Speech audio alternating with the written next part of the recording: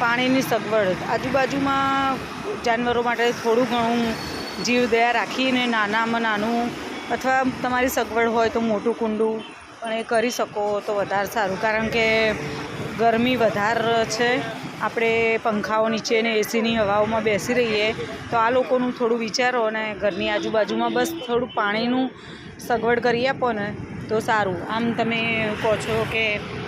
શ્રાવણ મહિનામાં ને એ બધા અધિક માસમાં ને બધું પૂન ને બધું કરો તે એ કરો બરાબર છે, પણ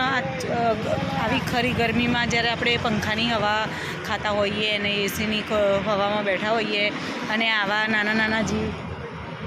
આટલા નાના નાના બચ્ચા અને એ લોકો ગરમીમાં હેરાન થતા હોય અને આપણે એક પાણીની સગવડ ના કરી શકીએ તો આપણે માણસ થવું બેકાર છે. તો ભગવાને આપણને આપ્યું છે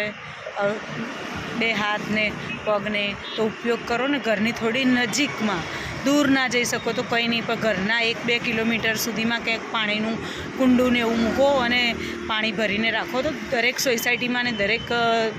ચોકડી બોકડી ઉપર તમે એકાદ જણ આવી સગવડ કરી લેશો ને તો ઘણા જીવોને રાહત મળી જશે, પશુ પક્ષીઓને.